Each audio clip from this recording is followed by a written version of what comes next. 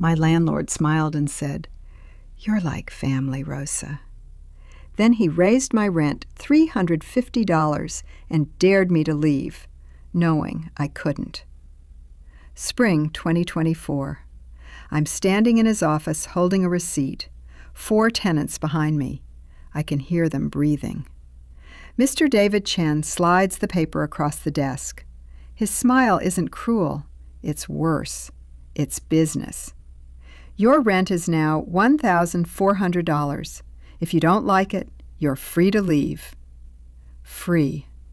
To move, I'd need first month, last month, and deposit. That's $4,200.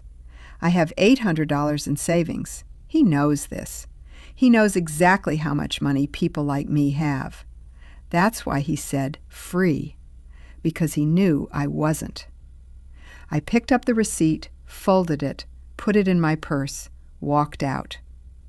One tenant whispered something in Spanish behind me. I didn't turn around. I sat in my car for 20 minutes, hands on the wheel, going nowhere, just holding on. Then something stubborn in me said, check. I typed, average rent, Houston, 1 bedroom, into my phone. $1,200.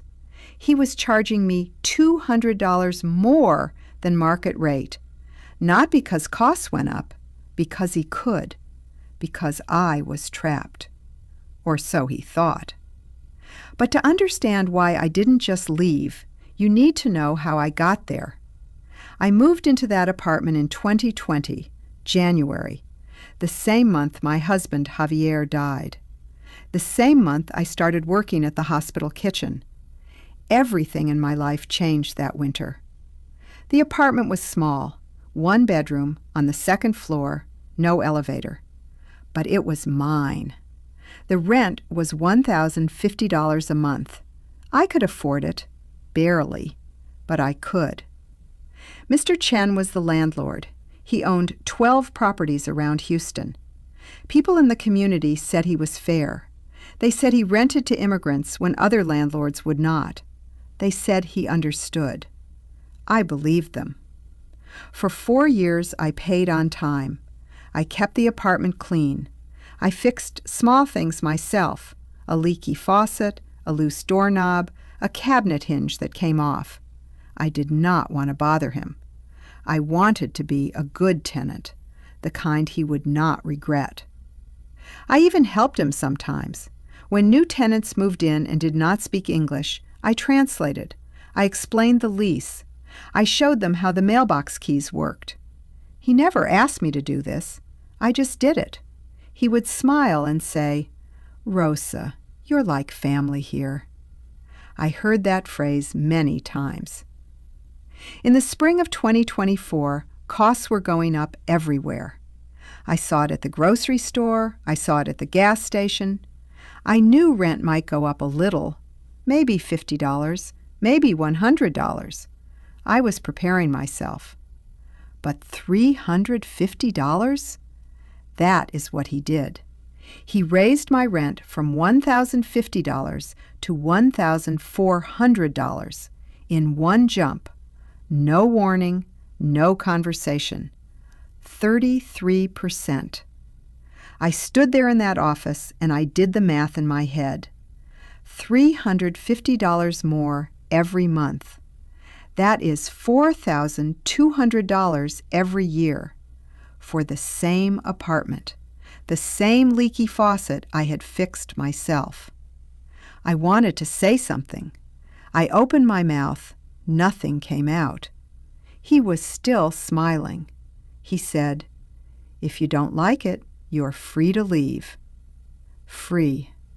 That word sat in my chest like a stone. I went to my car.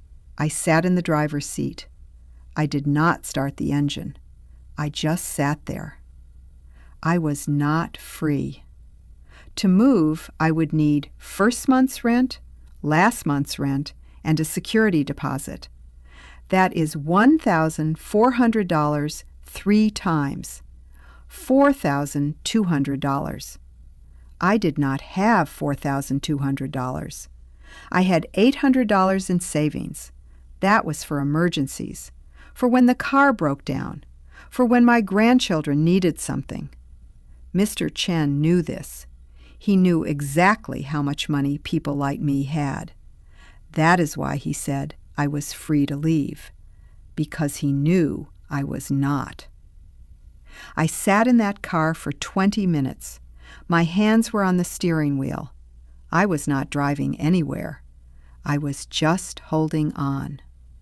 Then I thought, maybe this is fair. Maybe rent really did go up that much. Maybe I should just be grateful I have a place to live. But something else in me, something small and stubborn, said, no. Check. So I took out my phone. I typed, average rent, Houston, Texas, 1 bedroom. The results came up in seconds. Apartments like mine, same neighborhood, same size, same age, were renting for $1,200 a month. Not $1,400, $1,200. I stared at that number. I refreshed the page. I checked 3 different websites. $1,200. He was charging me $200 more than the market rate every month. That is $2,400 a year. For 4 years. No, wait, this was new, but still, he knew what the market was. He chose to charge me more because he could. I put the phone down. I looked out the windshield at the apartment building. My apartment. The one I had kept so clean. The one where I had cried after Javier died. The one where I made breakfast for my grandchildren on Saturday mornings. And I thought, he called me family. But family does not trap you. Maybe you think I should have been grateful. Maybe you think $1,400 is not so bad. But tell me, is it fair to charge someone more just because you know they cannot leave? I am asking because I did not know the answer that day. I still do not know if I am being fair now telling you this story. But I will tell you what I did. That night, I lay in bed staring at the ceiling. The number $1,400 kept blinking in my head like a broken sign. At 2 a.m., I stopped pretending I would sleep. I made tea, sat at my kitchen table. The apartment was so quiet I could hear the refrigerator humming. I picked up my phone. My thumb hovered over the search bar. Part of me said, don't, just pay it, don't make trouble. Another part, the part that sounds like Javier, said, check. I typed 3 words, tenant rights, Texas. And for the next 3 hours, I read. Legal English is different, hard. I read the same sentences 3 times, whispering them out loud to make them stick. Then, at 4:47 a.m., I found it. Texas Property Code Section 92.0081. A landlord must give 24-hour notice before entering a tenant's apartment, except for emergencies. I thought about the 6 times Mr. Chen had come into my apartment without calling first. He would knock, then use his key before I could answer. He called them inspections. He said it was normal. It was not normal. It was illegal. I took a notebook. I wrote down every time I could remember. March 2021, came in to check the smoke detector. August 2021, came in to see if the AC was working.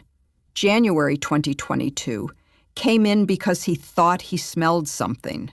November 2022, came in to check the water heater. April 2023, came in to measure the windows. February 2024, came in to inspect the bathroom. 6 times, no 24-hour notice, not once. I kept reading. I found a legal aid organization, Texas Rio Grande Legal Aid, free services for low-income workers. I wrote down the phone number. Then I kept searching. I looked up apartments in my area. I saved screenshots. I wrote down addresses and prices. I made a list. I did this until 5 a.m., then I got ready for work.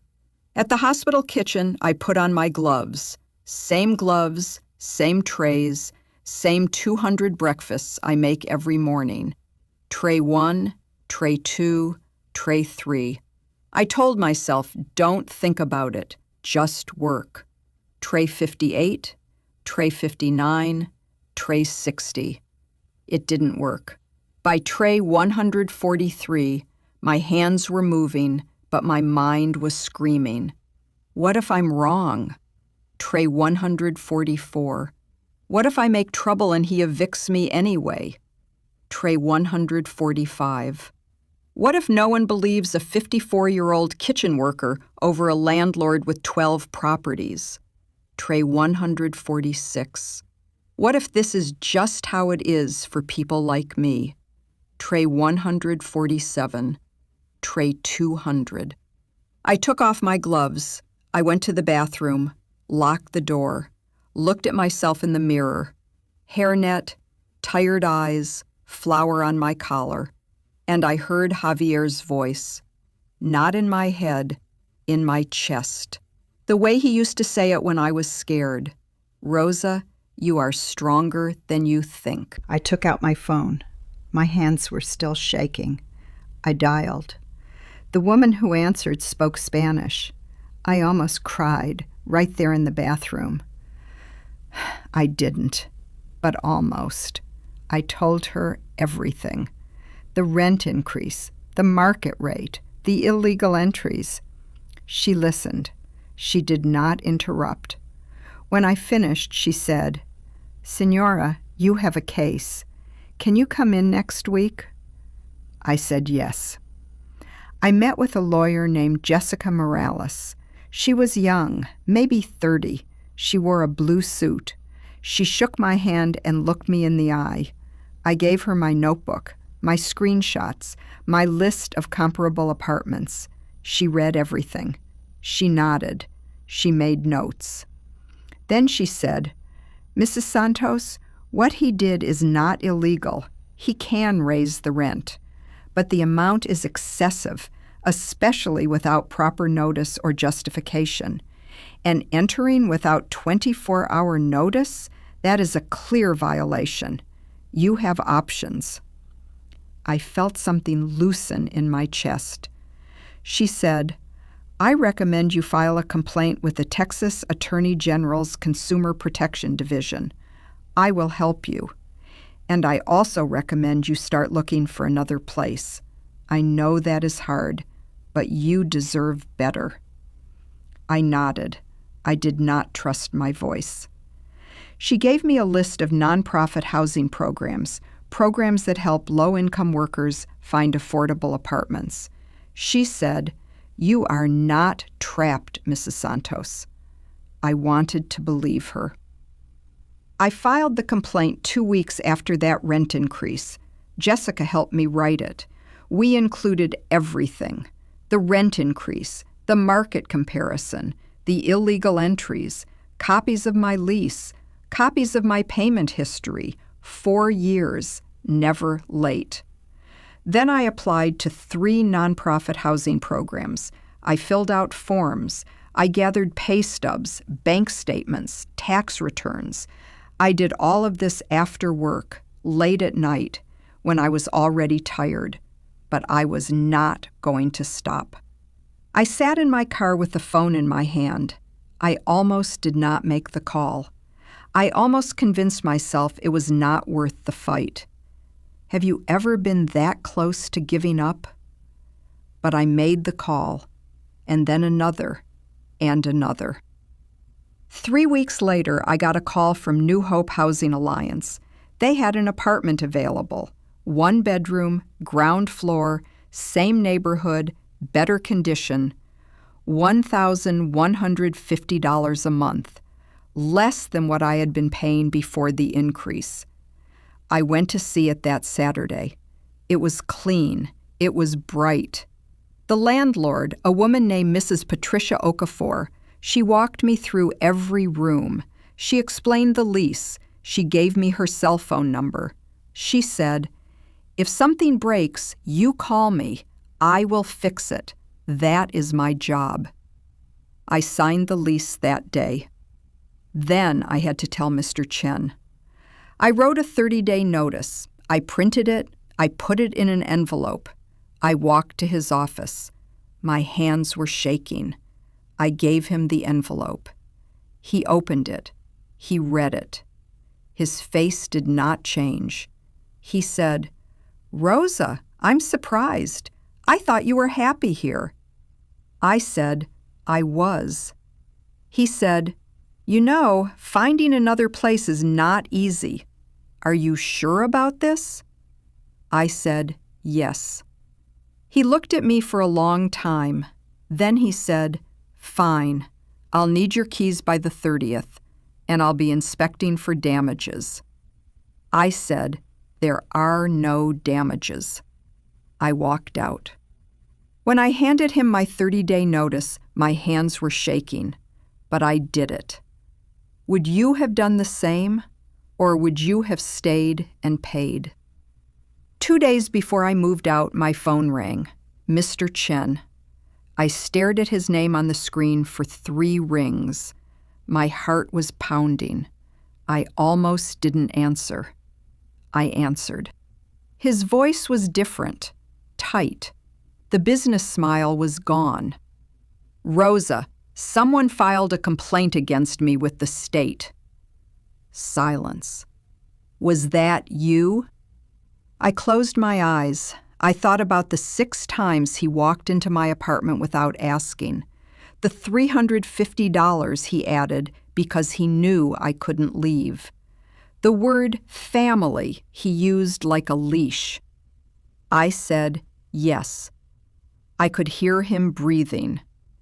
Then, "After everything I did for you, I gave you a chance when no one else would. I rented to you when other landlords wouldn't. And this is how you repay me?" My hand was shaking, but my voice was not. I said, "Mr. Chen, you gave me an apartment. I gave you $50,400 over 4 years. Never late, not once. I fixed your faucets. I translated for your tenants for free." I took a breath. We are not family. We were never family. We are even. And now we are done. Silence. Then he said, "I'm keeping your security deposit."